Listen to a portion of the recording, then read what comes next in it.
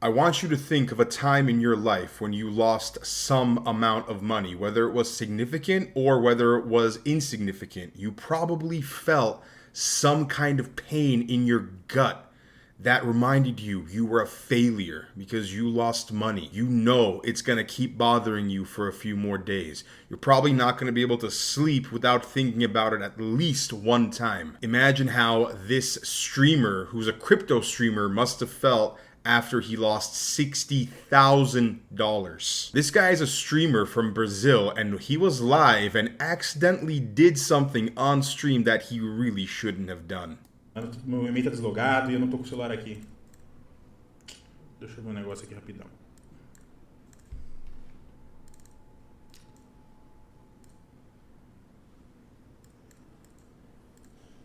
Did you catch it? Did you see what happened?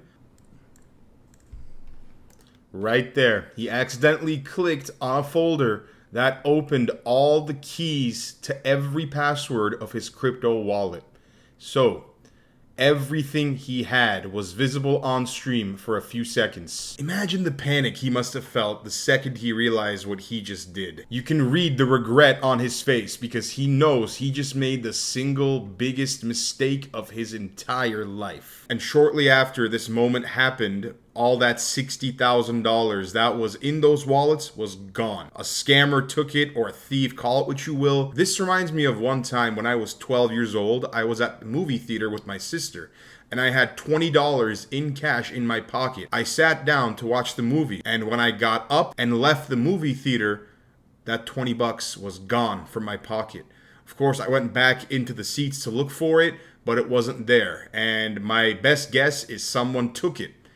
I remember feeling like an absolute idiot for the next week. In my head, I was the failure who lost 20 bucks. At the time, 20 bucks may as well have been $2,000. And that got to me at my soul. It ate at me. It made me so uncomfortable that to this day, I still remember that. If I lost $60,000, I would be crying myself to sleep every single night out of sheer exhaustion, pain, and regret. And then in my dream, I would imagine a scenario where bank robbers are stealing $60,000 from a train that I'm somehow the conductor of. And then I wake up and I'm somehow faced with the far harsher reality that I actually lost $60,000. That's how I would feel. And I'm pretty sure this guy feels the same way because he has gone on record as saying he just wants to sleep comfortably. He can't do that now because he knows he messed up. But in a surprising turn of events,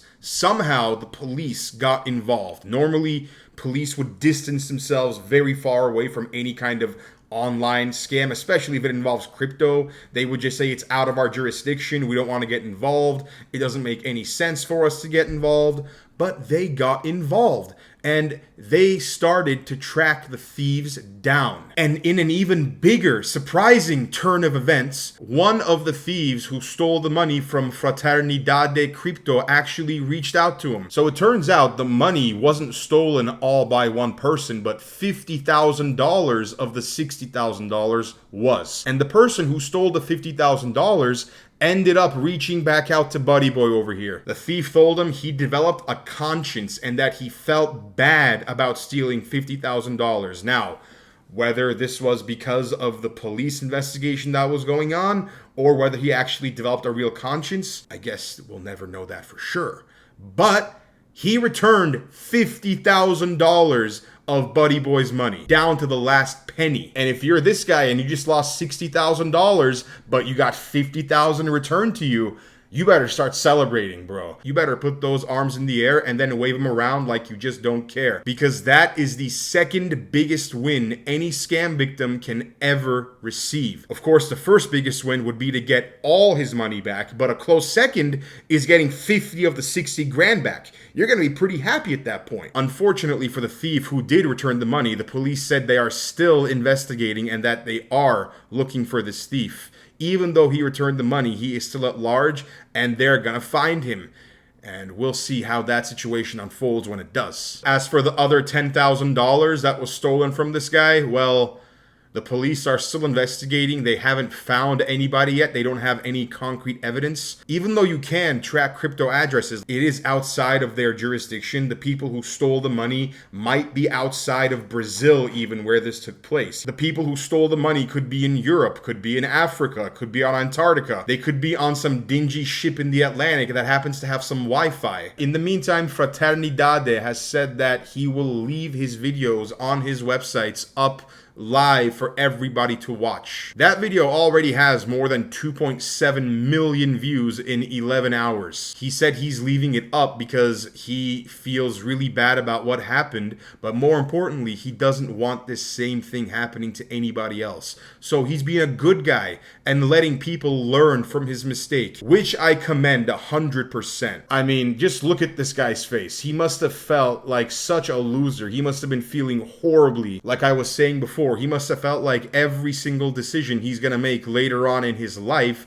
is somehow gonna be drawn back to this one moment when he got scammed out of $60,000. But he is being about as big a champ as you could be. He took it on the chin. He got 50 of the 60 grand back, and now he wants others to learn from his mistake. That to me is a good guy. I hope he gets the rest of his money back, and I hope other people don't get scammed like this guy did, because man, it was such a simple mistake. Literally for a few seconds, he showed a screen he wasn't supposed to show. Yeah, just wanted to share the story with y'all, as you guys know how much of a disdain I have for financial fraudsters and scammers. And stories like this really, really interest me. So yeah, that's about it. I'll see you next time.